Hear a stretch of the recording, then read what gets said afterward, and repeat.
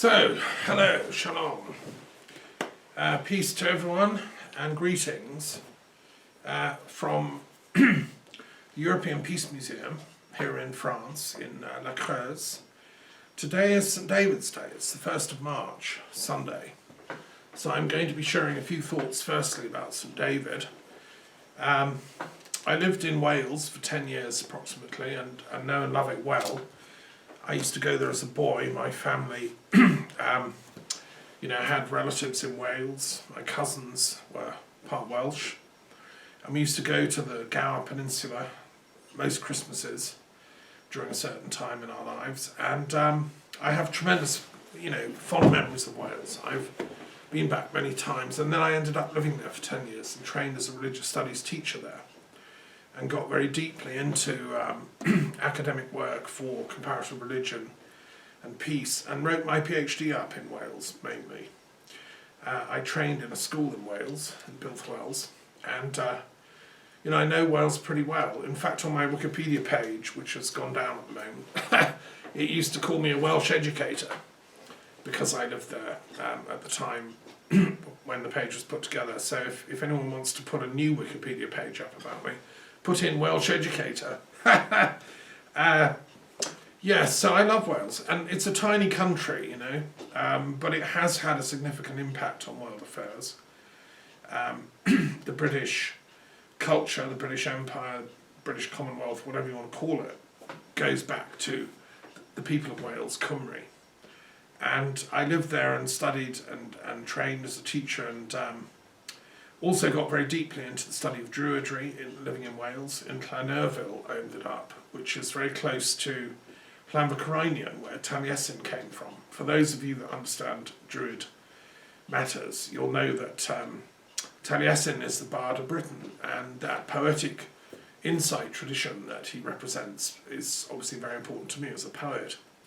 And I was influenced by, Welsh poetry, R.S. Thomas, Dylan Thomas, and so on.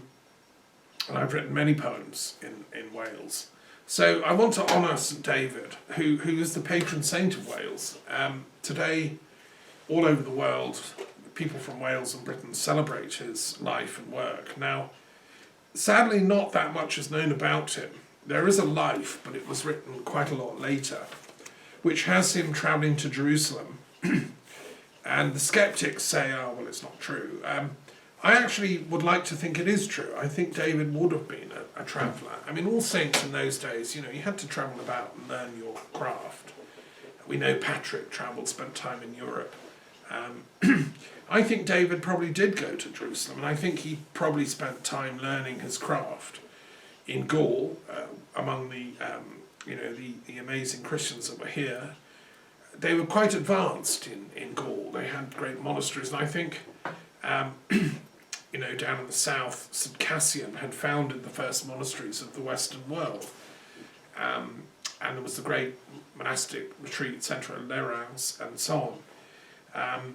So I suspect David spent time here in Gaul, because to be a Christian meant to be an internationalist, it meant to be someone of not just merely parochial intellectual interests, but to be concerned about the whole planet, the whole world, and the whole of humanity. Obviously, they didn't have as complicated as cosmology as we do now. They didn't have such a detailed knowledge of geography, but they actually had quite an advanced knowledge, particularly among the Celts and the Irish and the people that had kept alive classical learning during the Dark Ages. There's this wonderful map called the Peutinga map that was found buried away in a library in a monastery in, I think, Austria. And it showed the entire Roman Empire's system of roads, all the way from, Hadrian's Wall, along through Gaul, all the way across to India.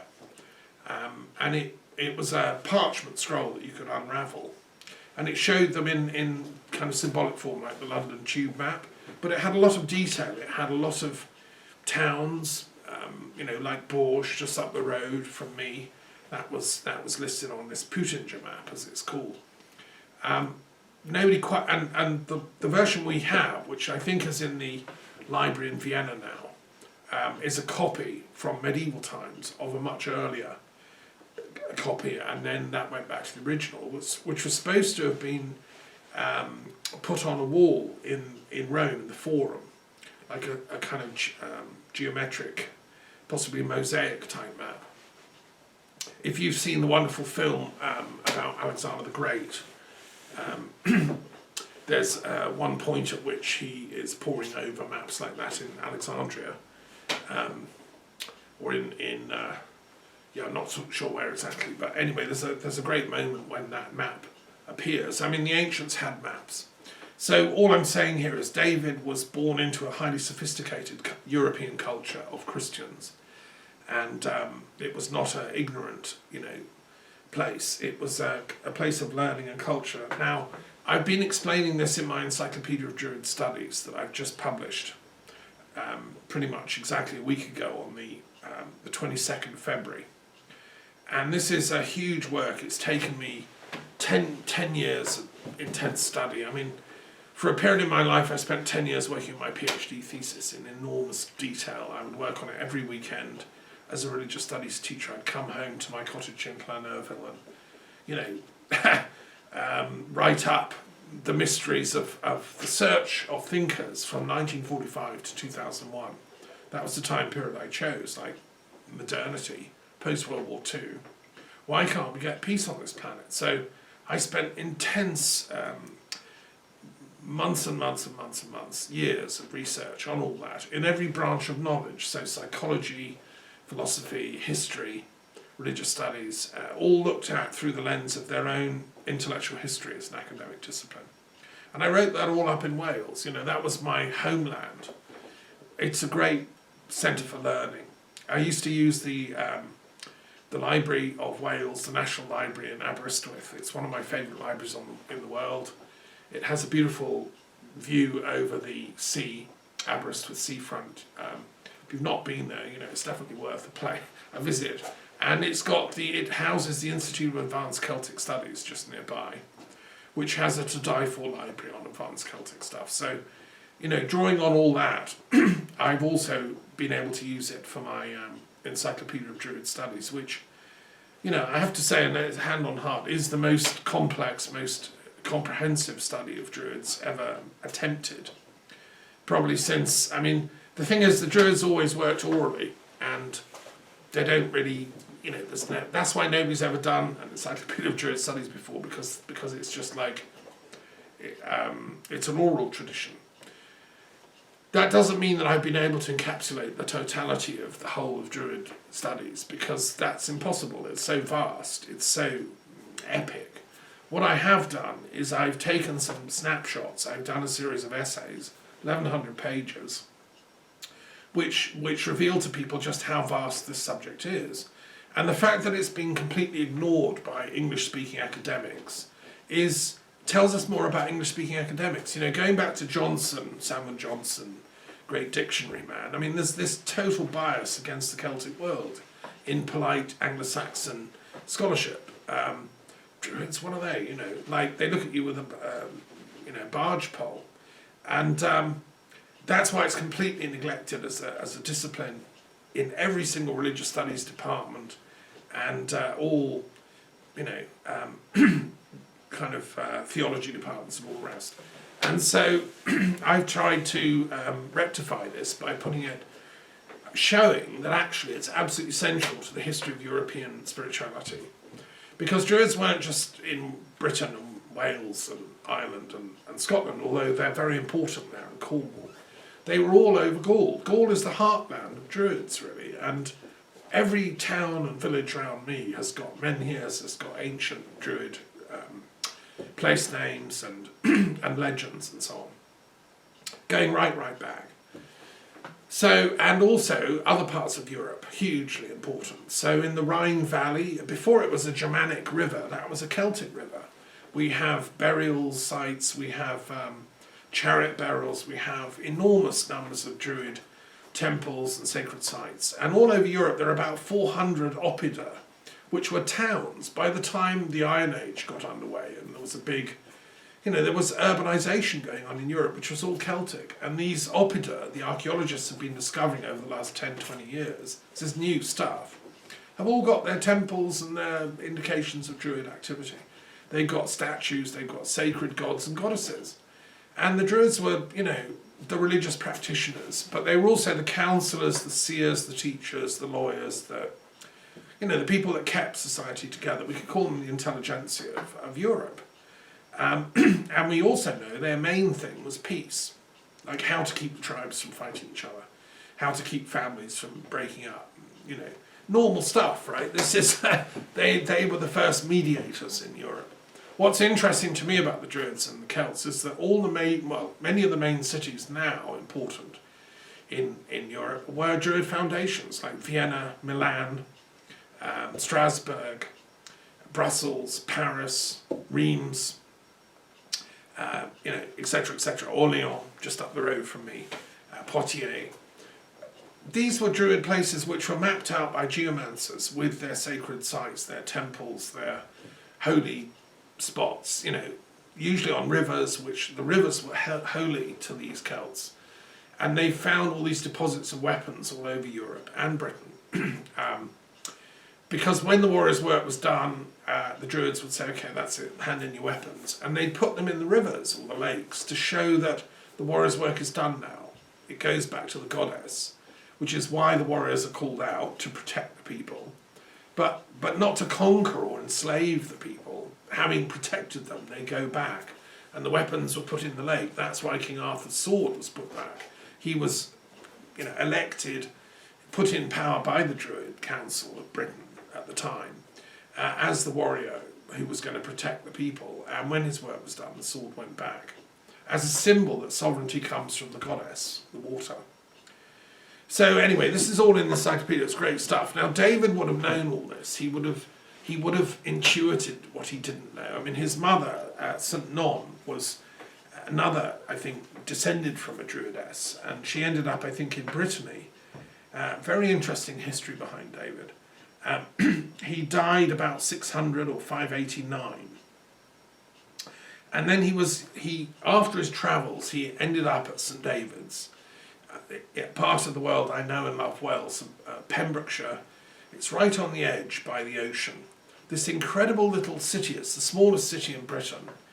And really it is just the cathedral, which is an amazing cathedral. Why is it there? Because St. David was there. What was his life? Well, he was a man of prayer and study and applied spirituality. All saints, are practitioners of applied spirituality in all traditions, not just in Christianity. Going back to Christ himself, he didn't just stay in the cave and meditate and have fun with Mary Magdalene like Padmasambhava and Yeshe Tsogkya. No, he went out and went to talk to the people in the public squares, in the temples of Jerusalem, in the busy villages around the Sea of Galilee and so on. He was a teacher, a rabbi, as was therefore David in his tradition. And we know that he took part in debates. They were discussing, what type of Christianity they should practice. And he was all for a kind of universalist Christianity that didn't leave anybody out.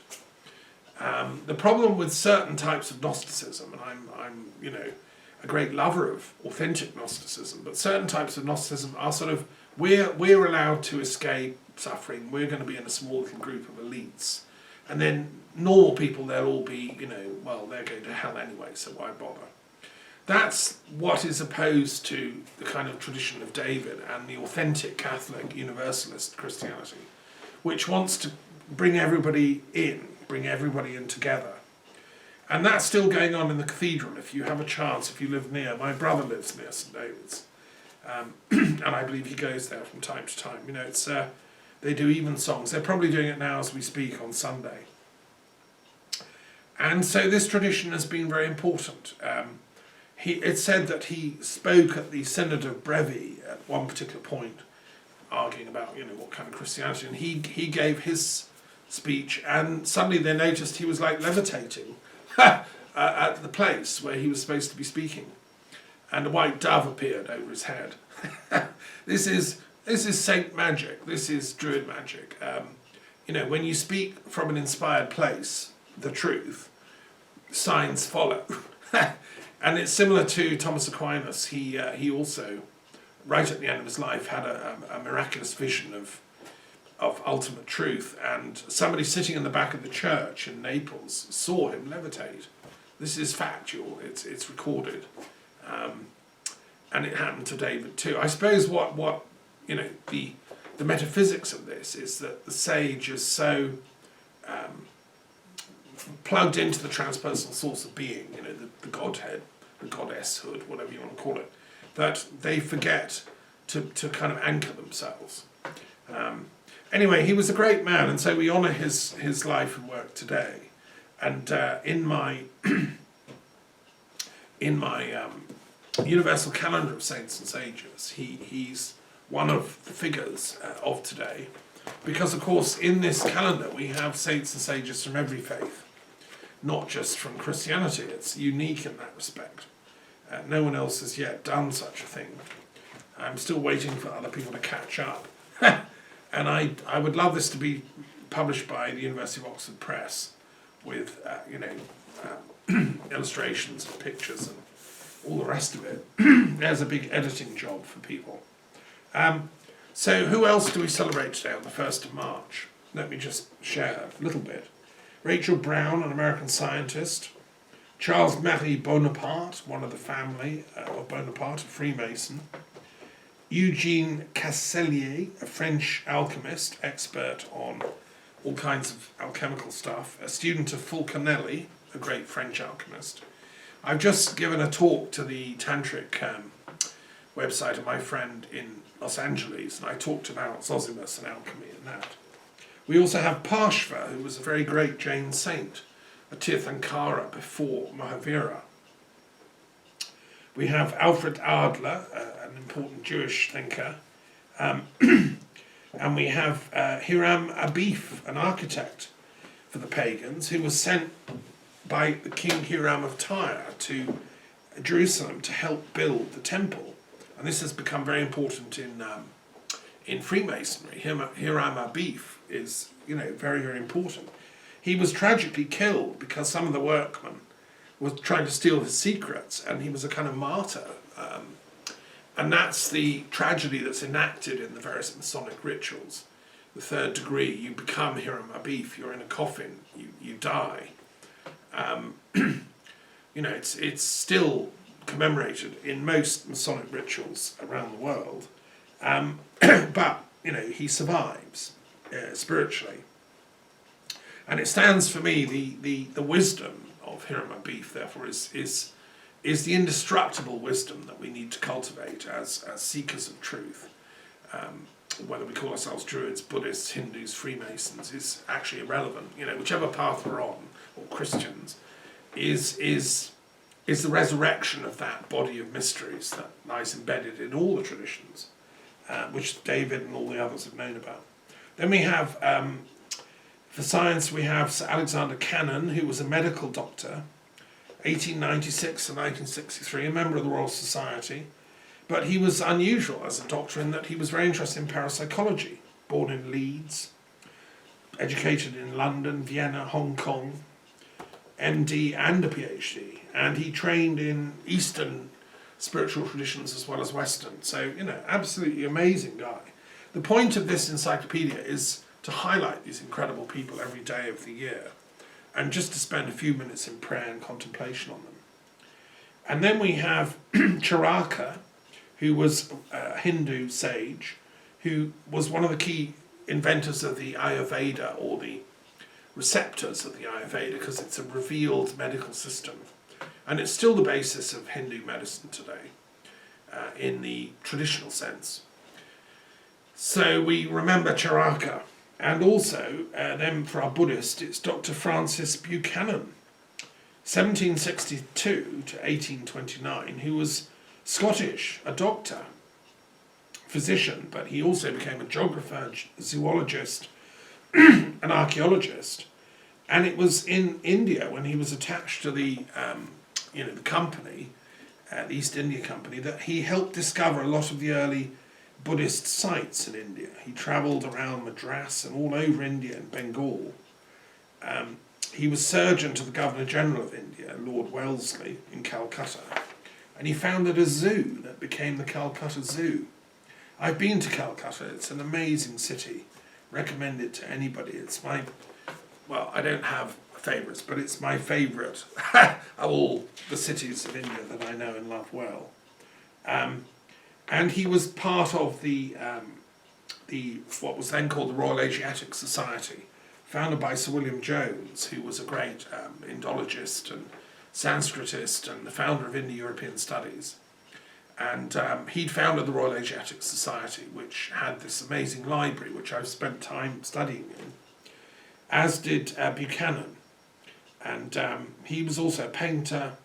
He came back and was elected a Fellow of the Royal Society, as well as the Royal Society of Edinburgh. And he was the first, among everything else, he was an archaeologist, and he found loads of these forgotten Buddhist centres and temples where Buddha had been. And so it's very interesting, it was the British, in this case a Scotsman, who were able to go and identify some of the places where Buddha himself had been, including Kapilavastu, where Buddha was brought up. And old Buchanan went, through jungle effectively and discovered these sites. So we honour his memory today, a great man. And then finally, as you know, for Christians, it's St. David. We also celebrate other Christians, Trzaskowski, a great Polish philosopher and a Christian, who was influential in the idea of praxis, that Christian wisdom. He was a Hegelian, a kind of left Hegelian, who wanted to synthesize idealist philosophy of Hegelian Christianity with, the New Testament, with Christ's teachings. I mean, Christ wasn't a philosopher in the technically trained sense. So far as we know, he'd never read Aristotle or Plato or anything, but he was an intuitive mystic who reached a kind of enlightenment experience. Some say he'd even gone off to Takshila along the trade route. The wonderful book by Holger Kirsten, The Original Jesus, has him going off via Odessa and studying advanced Mahayana Buddhism, which is very possible. According to Kirsten, you can tell it's true because it's what is in the Gospels. And there are many images and metaphors in the New Testament Jesus uses that we can prove also came from Buddhist scriptures. They were being used a couple of centuries earlier. So it's possible. I suspend judgment. And maybe there was, if not a physical visitation to Takshila, there was a kind of mental visitation, a kind of osmosis of ideas.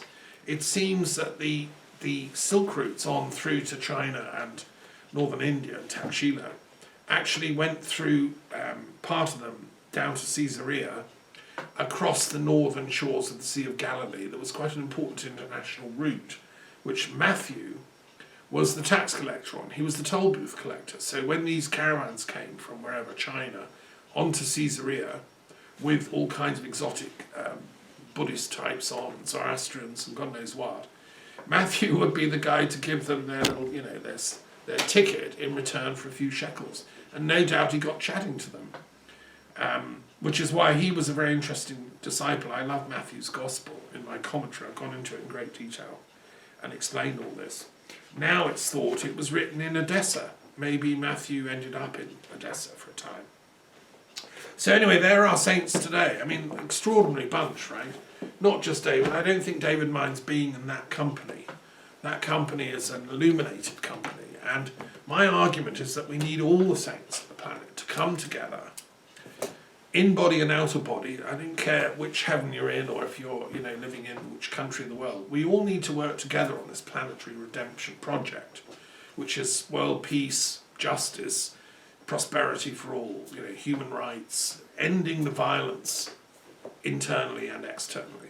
This planet has suffered a lot, and it's now got this huge outbreak of coronavirus, this new thing. Every time we blink, there's some new, torture happening. Well, this is all self-caused, a lot of it. Even the coronavirus, as I've said in a talk I gave to my tantric, friends, is self-caused by ignorance and delusion, probably a bioweapons leak from Wuhan. Negative mindsets creating negative karma. So we need to purify the minds, purify the karma. And that's what I call peace magic. Druid is translated as magician in many languages. In Irish, a druid is a magician. I mean, that's the Gaelic word for it. Well, what's magic? Okay, so magic is simply the art of manifestation, making. The word magus, magician, and make all come from the same root. To make love is literally, to make love is to manifest love. It's a sacred work, as in all the esoteric traditions of sexuality, that's what it's about. And that's what makes us. We are the product of our parents' lovemaking. And we are intended to then, in turn, hand that miracle, that torch of light down for coming generations. This planet is a miracle of magic. So I'm writing a book about peace magic, and I talked about this on my tantric interview. I'm not going to go into vast detail on this, but those that are interested in two things: peace. Millions of people on the planet are interested in peace, and also magic. Quite a few people are interested in magic and follow different paths. Alchemy or Wicca, or Druidry, or the runes, or whatever, or the tarot. They're all forms of magic. Learning how to manifest, how to make things. Through the powers of the mind and consciousness and spirit. Well, I'm the first guy on this planet, as far as I can tell, to put the two together. Nobody's written a book about peace magic. Nobody's even thought of it. Because sadly, most of the magicians are not peace activists, or they are, but via the environmentalist route, so they're nature activists rather than peace activists. And most of the peace activists are not. They haven't done magical training. They think that would be like, my mother was a great peace activist, but she complained that when I got interested in things like Buddhism when I was a teenager, she said, "Oh, that's just navel gazing." That was her condemnation of the interior path, and she'd rejected outer religion, become a Marxist, because she thought it was, self-indulgent navel gazing. Well, that's typical of the peace activist of that earlier generation. And so we have this communication gap, don't we, between the sort of magical generation and the peace generation. I'm trying to bridge it with what I call peace magic. So anyway, it'll be out in a couple of weeks. I'm working on it intensely at the moment. I'm also doing an article for an encyclopedia of conflict resolution and nonviolence studies, which is a formal academic encyclopedia, one of the most important in print, published by Academic Press. And I'm doing the article on peacemaking and peace building, which is a rework of an article I published way back in 1999. For God's sake, they first commissioned me to write this article then. There was an extension update of it in about 2006, second edition. Now this thing's coming out in its third edition, and I'm doing an update. And that's very interesting to do because it's revisiting the whole question of peace building. Well, it is important, and in the formal political world, Kofi Annan was the guy that really got this on the agenda. He set up a UN commission for peace building, which I'm, talking about in the article, which is like an encyclopedia entry. It's a big thing.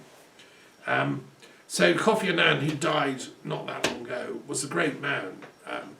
He realised that whilst the UN is quite good at diplomacy of a certain type between states, and I wish it was better at it, I wish it could get Russia, Turkey, America and Syria around the table and just stop the nonsense about Idlib. They should organise a kind of phased withdrawal. They should organise... it is Syrian territory and it is inviolable that these states should recognise each other's territories. Turkey has no right to be there with troops, and they should have a phased withdrawal and go back to their frontier. And Syria has the right to that territory; it's their country. It's but the UN needs to be saying this at top level, and that's what it's good at. I wish it was better. But then Kofi Annan realised that peace building is not just about diplomacy at the top level. It's also about ordinary people like us getting around a table and ordinary Turks, ordinary Syrians chatting and saying, well, why are you involved in this fight? What's it to you? We shouldn't leave peace just to the officials and authorities. It's everyone's business. And it's ordinary families, mothers, parents, peace is our lives.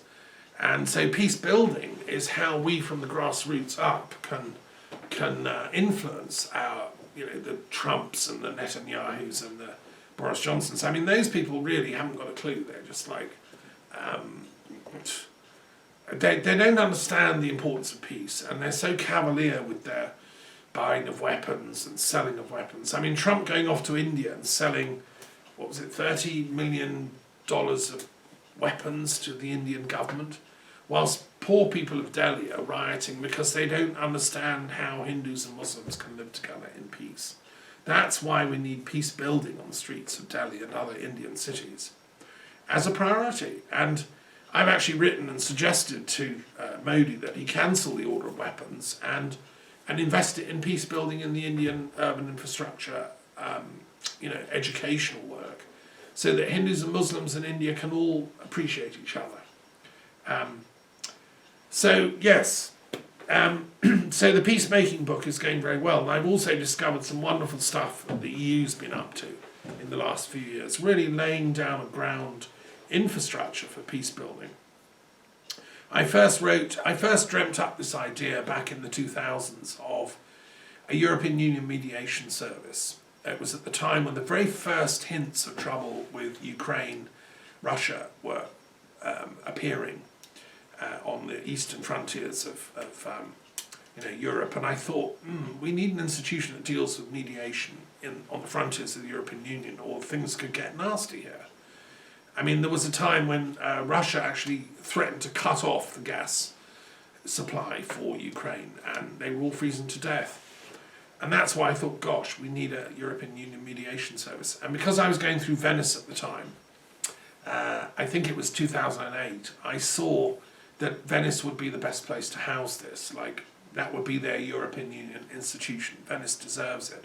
And it's always taken a great interest in international affairs, and it's a sort of neutral city by the sea. It's its own, supreme republic. So I thought this thing, the EUMS, should be in Venice. I still do. And anyway, it's become more and more relevant. And now, I mean, slowly, I've written loads of letters, I've talked to various European Union officials, and gradually the idea's caught on. They're doing it. And I'm seeing mediation infrastructure being built within the European Union system. And they're doing peace building work. They have funding, they're giving lots of money to this. Thank God, I mean, every little helps, and we need to ratchet this up even more so. Mogherini and the External Action Service are part of this bigger picture.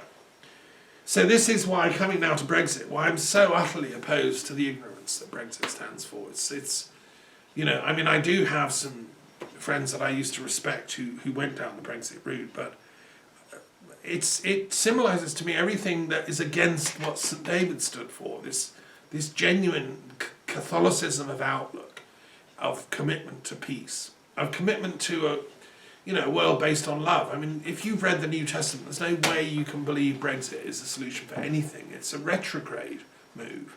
It's an anti-Christian move, actually, in a very profound sense, because the European Union was birthed by largely Christian survivors of the most horrendous war that mankind has ever seen. World War II was the worst war in terms of numbers and killings and atrocities, and Auschwitz and Hiroshima and Dresden and Hamburg. Nobody comes out of that looking great, Everyone did terrible stuff. Stalin, not only, his troops raped the Berlin women, he was also having officers killed, and stuck in the gulag, at the same time. I mean, the Soviets were not squeaky clean either.